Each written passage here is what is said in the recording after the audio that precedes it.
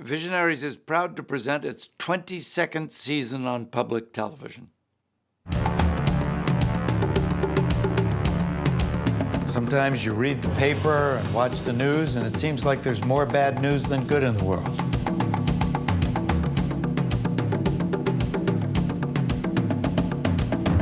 But you know what? It's just not true.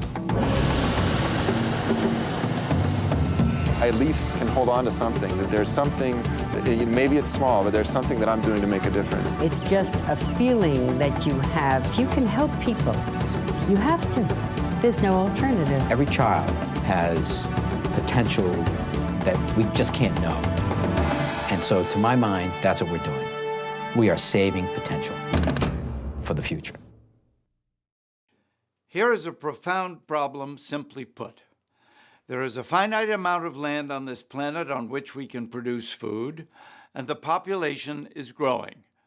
More mouths to feed, less land to grow food. Already there are over 800 million malnourished people in our human family. What are we to do? The International Institute of Tropical Agriculture, or IITA, believes it has the answer. On the vast continent of Africa, the land only yields 20 to 30% of its potential. We go there now, where IITA is helping farmers double and even triple their yields. This is how.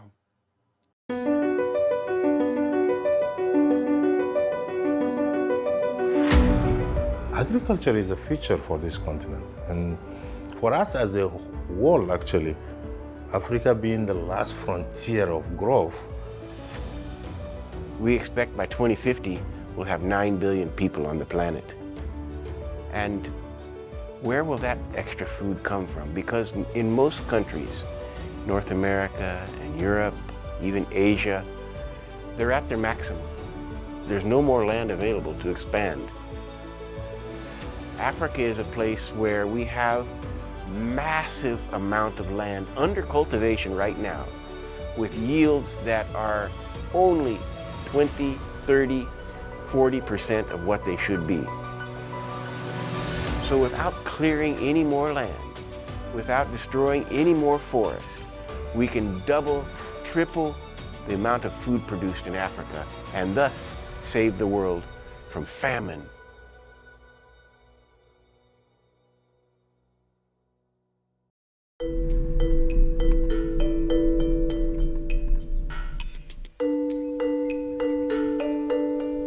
Our mission is to improve the lives of rural dwellers in Africa, to improve their nutrition, to improve their health, to improve their income. And we do this through research to develop technologies and knowledge that will help agricultural producers and processors, rural families to do their job better. They face biological challenges with their crops and their animals, such as diseases that reduce their yields, insects that reduce their yields.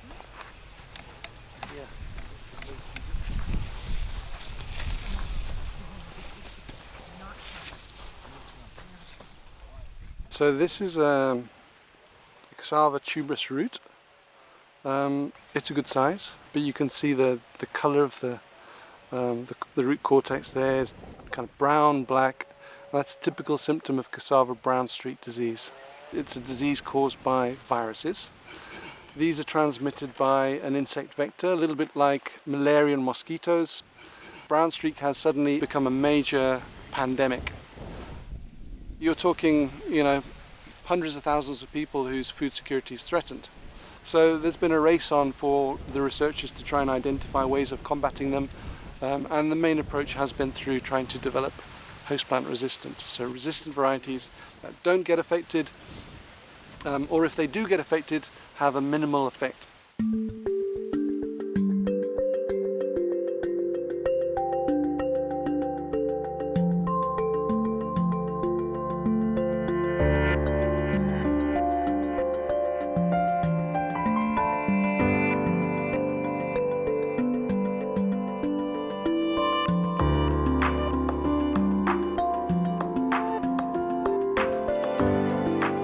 transgenic is a tool in which you can transfer the gene from outside of that species, even within that species, to the other species.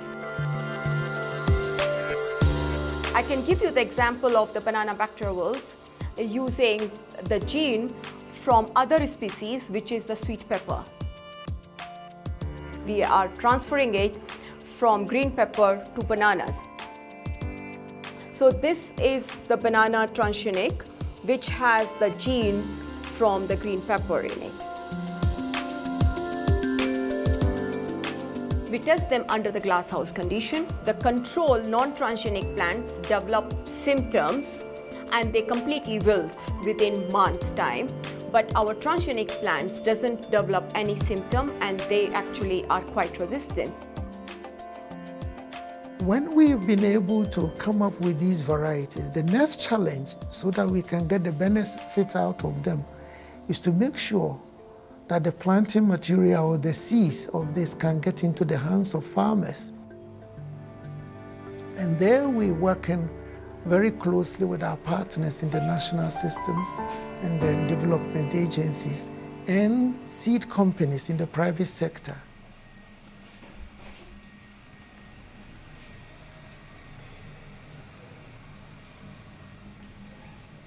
So we are in the Genetic Resources Centre, otherwise known as the Gene Bank of IITA in Nigeria. This is where we store the diversity, we conserve the diversity of most of the major staple crops for sub-Saharan Africa. So we're sending out material all the time, both of seed and of tissue culture plants for cassava, for yam and for banana and plantain. We distribute it to people around the world. This is a seed packaging laboratory. So when we get a request, this is where the seed, it will come out of the storage. It will be packaged here.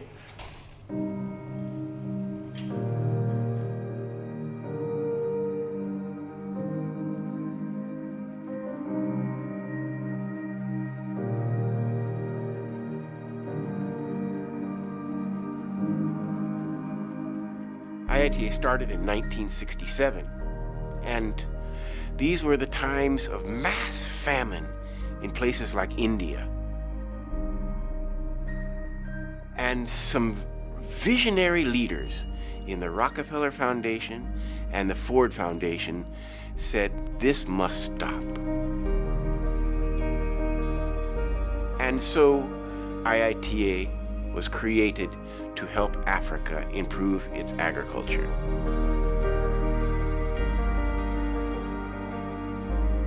Probably had a scientific staff of about 25 or 30. And they were pioneers doing the research that was needed for tropical Africa. Now we have over 200 scientists. We're in 18 countries, we're in many locations.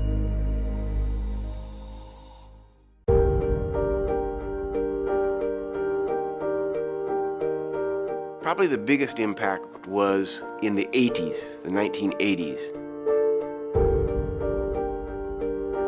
An insect called cassava mealybug came to Africa and attacked the cassava.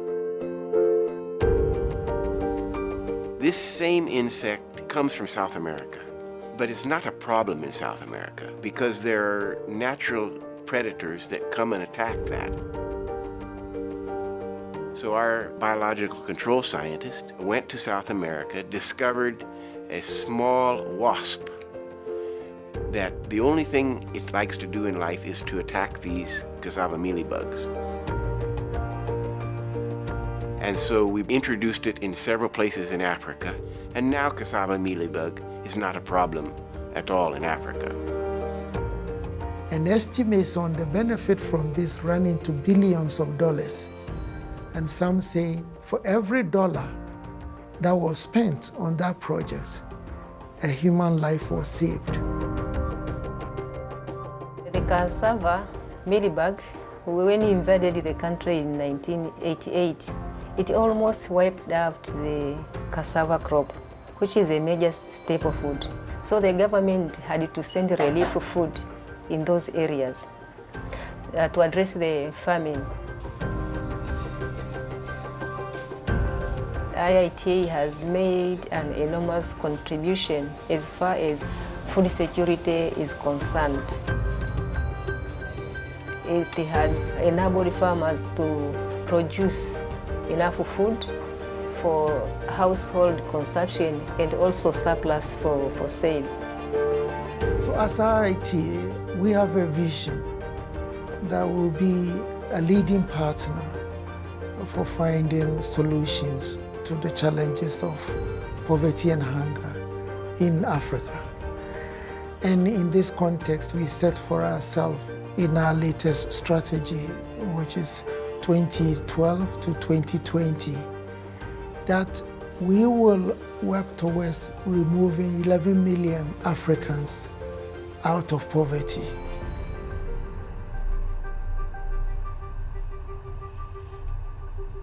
But we will do it in such a way that we protect the natural resources so that there is sustainability. To do this, we need to raise the productivity of the crops that we work on.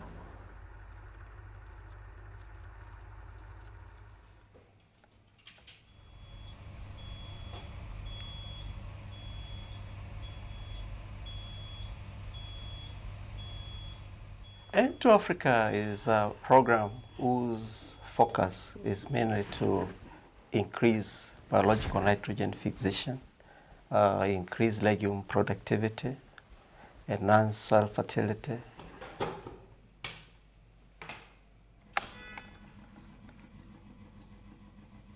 The atmosphere is nearly 80% nitrogen, but it's a form that the plant cannot use. And so biological nitrogen fixation is a way to fix this, very similar to the way that in fertilizer factories, nitrogen is taken from the atmosphere and put into a form that plants can use. The bacterium that is contained or carried in the bag is obtained from the soil. I would say it's nature's gift to the human race. It has to meet the right root of a compatible legume. And when they get together and form structures that we call nodules, these small balls is where nitrogen fixation takes place. So for us, what we do here is just to keep the mother cultures of the best strains, we store them, and they are available for public good. So for every $1 spent on inoculant, you can get $15 worth of additional product that results from the better nitrogen nutrition of the plant and the improved symbiosis of the plant.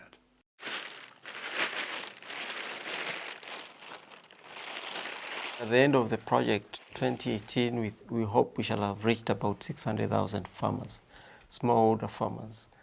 And we hope those farmers will be properly linked in terms of where to get the inputs and be able to use the technologies to be able to increase legume productivity.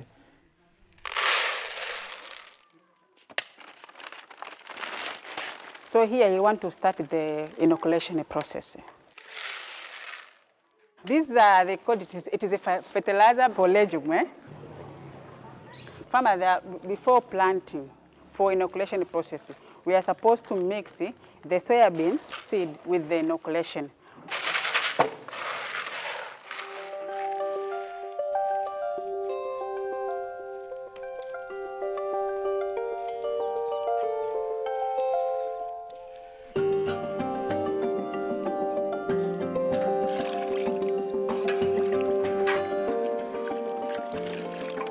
In this village, we have introduced a package comprised of 5 things. One is improved crop varieties, focusing on maize, rice, vegetables, and legumes. The second package is to do with good agronomic practices, because a good variety goes with good agronomic practices, and then reducing food wastage and spoilage by enhancing processing and nutrition. Kwa jina naitwa Margaret Mungu. Tuko katika sehemu ya kuongeza thamani ya zao la soya. Hapa tuko katika utengenezaji wa unga wa soya. Kuna mchele, kuna soya, kuna viazi vya lishe, kuna ulezi, kuna mahindi.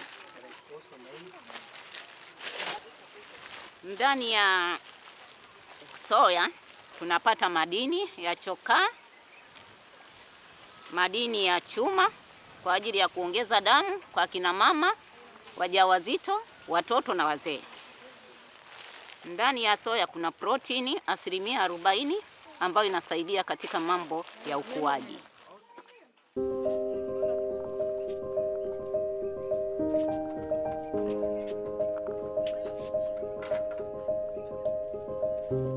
Pia na mama wajawazito, kabla mpango haujaanza, wengi walikuwa wanapoteza maisha, hawajui kutumia lishe kwa sababu ya upungufu wa damu.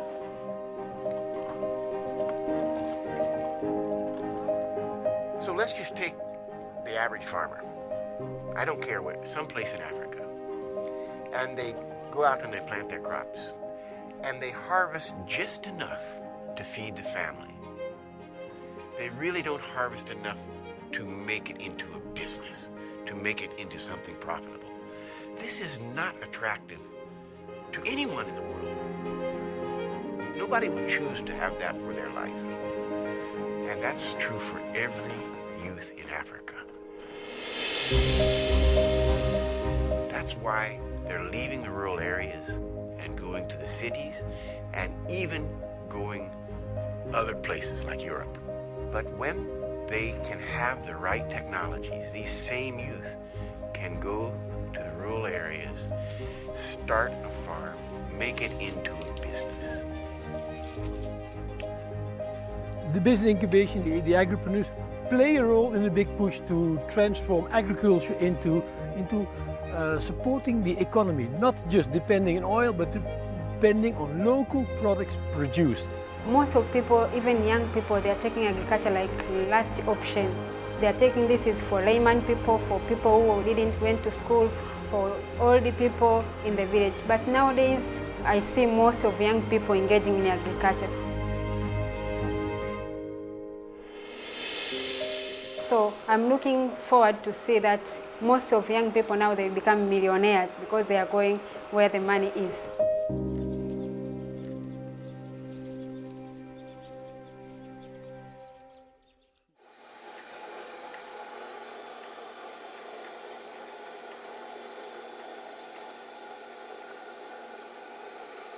My dream is to become a food processor.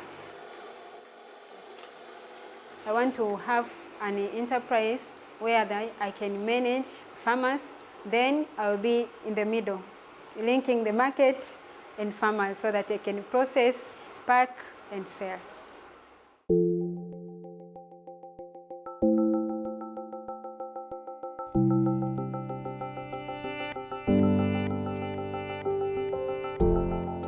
The perception of agriculture is worldwide always negative. It doesn't matter which country you go.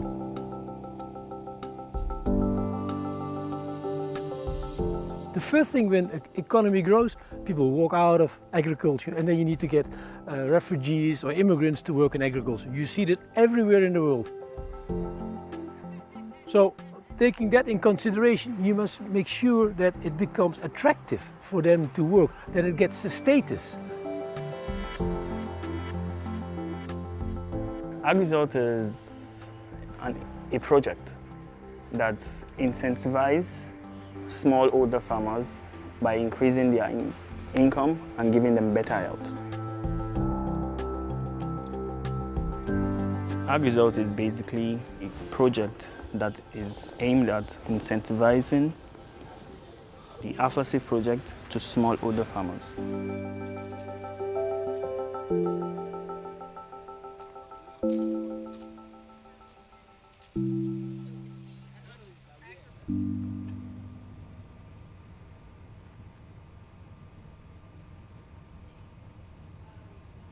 The East African countries have been affected by mycotoxins in the past. mainly the aflatoxin. The children are affected by developing cancer and they will have stunting growth. When the aflatoxin is more in a sample, like 3,000 parts per billion, you find that people die immediately. Death can occur within 24 hours.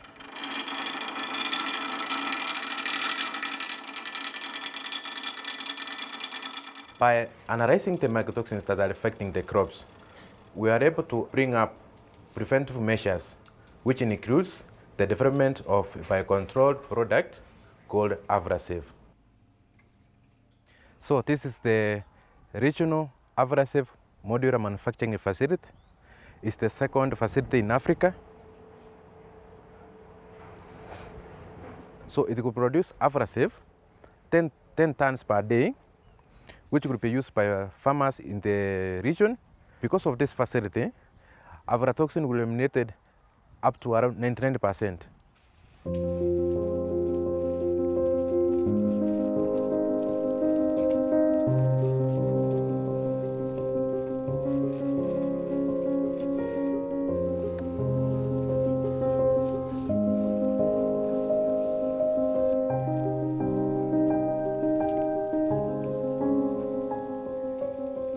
For every ton of maize that is aflatoxin reduced through the use of Aversive, the World Bank gives $18.75 to every ton of maize that is aggregated by such farmer through the implementer of the project.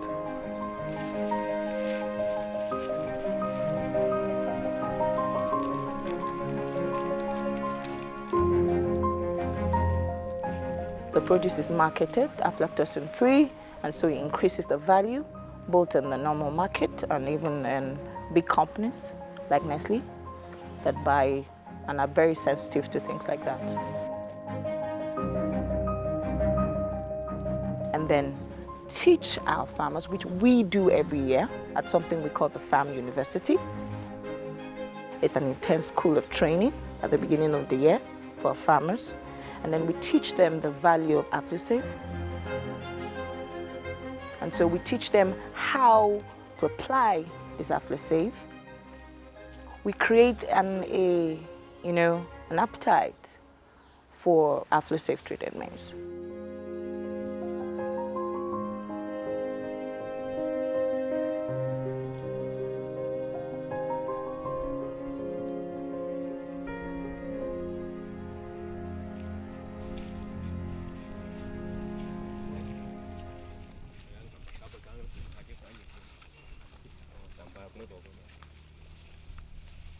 Today, with the emergence of this Aversive, people come to share ideas, thereby bringing them together, harmonizing their unity together. Because I could remember the issue of Aversive, it was built on the trusthood model.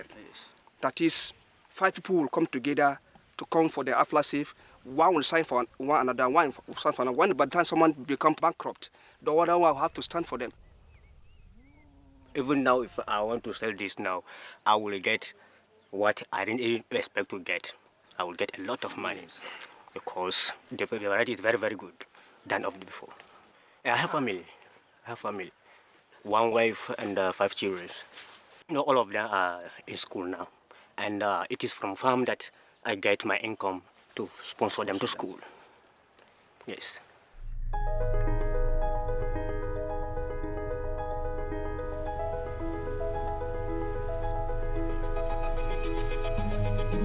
We have no choice. We'll continue to make this effort to grow the economy and to grow agriculture. We must plan. How do we accommodate the demand for food? How do we ensure that this food security does not become a mirage? And that's why it has become a very compelling calling for us as a country to enhance agricultural production the best we can. Most of the youths are hopeless. I always give them example with myself. I come from nowhere, and here I am proudly a business owner, a CEO. I am one of the luckiest people in the world that I've been able to have a profession that has contributed to improving the lives of literally millions of people. Personally, I would like a situation where we don't have hunger in a country.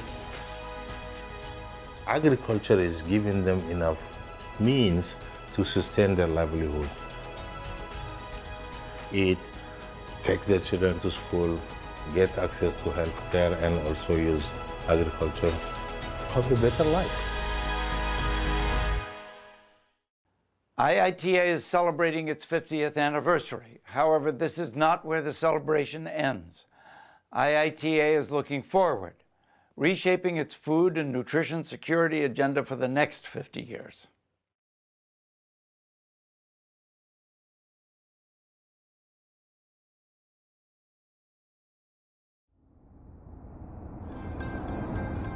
For the Visionaries, I am Sam Waterston.